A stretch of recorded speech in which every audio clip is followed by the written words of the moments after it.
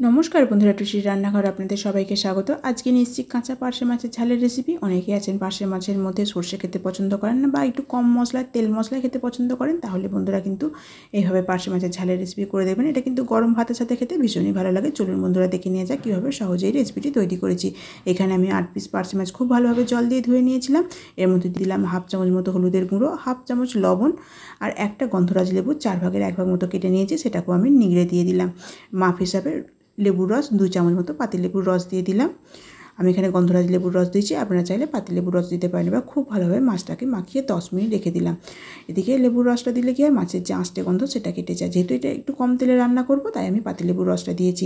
এদিকে একটা মশলা তৈরি করে নেব। বাটির মধ্যে দিলাম 1 চামচ উঁচু করে পোস্ত, 2 চামচ দিলাম কুমড়ো দানার বীজ না থাকলে 5 থেকে 6টা কাজু দিয়ে দিতে পারেন। এর মধ্যে দিয়ে দেবো 2 টুকরো মতো আদা আর 3টে কাঁচা লঙ্কা। খুব ভালোভাবে এটা ছিলে বেটে নেবো মিহি করে। এদিকে গ্যাস জ্বালিয়ে এটা কড়াই বসিয়ে দিয়েছি। কড়াইয়ের মধ্যে দিলাম 3 চামচ সরষের তেল, সঙ্গে সঙ্গে দিয়ে দিলাম হাফ চামচ মতো কালো জিরে।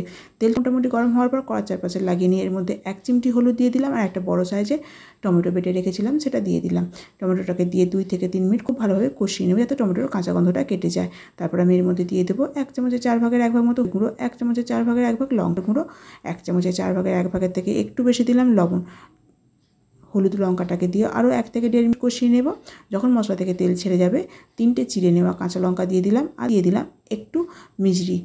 মাপ হিসাবে হাফ চামচ মতো মিজরির গুঁড়ো বা মিজরির পরিবর্তে আপনারা আখের গুড় কিংবা চিনি দিতে পারেন। আরও মশলাটাকে কষিয়ে নিলাম 1 মিনিট মতো। দেখুন মশলা থেকে পুরোপুরি তেল ছেড়ে গেছে। এবার যে কুমড়ো দানার বীজ, পোস্ত বেটে রেখেছিলাম আদা দিয়ে, সেটাকে দিয়ে কিন্তু সঙ্গে সঙ্গে জল দিয়ে দেবো। কোনো রকম ভেজে নেওয়ার দরকার নেই। জলটা দিয়ে এবার খুব ভালোভাবে ঝোলটাকে ফুটতে দেবো 2 থেকে 3 মিনিট। যখন ঝোলটা 2 থেকে 3 মিনিট খুব ভালোভাবে ফুটে যাবে, তখন আমি এর মধ্যে যে মাছটা লবণ হলুদ আর লেবুর রস মাখিয়ে রেখেছিলাম সেই মাছটা ঝোলের মধ্যে দিয়ে দিলাম। দিয়ে এটাকে চাপা দিয়ে দেবো। গ্যাসটাকে লো ফ্লেমে করে 3 থেকে 4 মিনিট চাপা দেওয়া থাকে যাতে মাছটা খুব ভালোভাবে সেদ্ধ হয়ে যায়, মাছের মধ্যে মশলাটাও খুব ভালোভাবে ঢুকে যায়। আমি এই রেসিপিটি একটু কম তেলে রান্না করতে, আপনারা চাইলে তেলের পরিমাণ বাড়িয়েও দিতে পারেন, তবে কম তেলে রান্না করে স্বাদের কিন্তু কোনো রকম পরিবর্তন হয় না। এবার ঢাকনাটা খুলে দেখে নিলাম মাছটা ঠিকঠাক সেদ্ধ হয়েছে নাকি আর মাছের মধ্যে লবণটা ঠিক আছে নাকি। দিলে মাছটা মোটামুটি সেদ্ধ হয়ে গেছে। এবার আমি ওপর থেকে দিয়ে দিলাম বেশ কিছুটা পরিমাণে ধনেপাতার কুচি। এই ধনেপাতার কুচিটা দিলে এই মাছের স্বাদটা কিন্তু একদম পাল্টে যায়।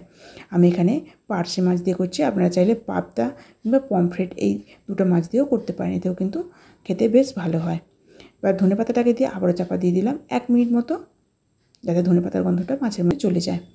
1 মিনিট পর ঢাকনাটা খুলে দেখে নিলাম মাছটা পুরোপুরি রেডি হয়ে গেছে। এবার ওপর থেকে গ্যাসটাকে বন্ধ করে দিয়ে ওপর থেকে হাফ চামচ মতো সর্ষের তেল আমি ছড়িয়ে দিলাম। দিয়ে একটু সাঁড়াশি দিয়ে নাড়িয়ে নিলাম কড়াটাকে, যাতে তেলটা খুব ভালোভাবে মাছের গ্রেভির মধ্যে ঢুকে যায়। এবার একটা জায়গার মধ্যে এটাকে নামিয়ে নিলাম। এইভাবে বন্ধুরা কাঁচা পার্শে মাছের ঝালের রেসিপি করে দেখবেন, এর স্বাদ কিন্তু ভীষণই ভালো হয়। যদি বন্ধুরা আমার রেসিপি আপনাদের ভালো লেগে থাকে, আমার চ্যানেলটিকে সাবস্ক্রাইব করবেন। দেখা হবে নতুন কোনো ভিডিও নিয়ে।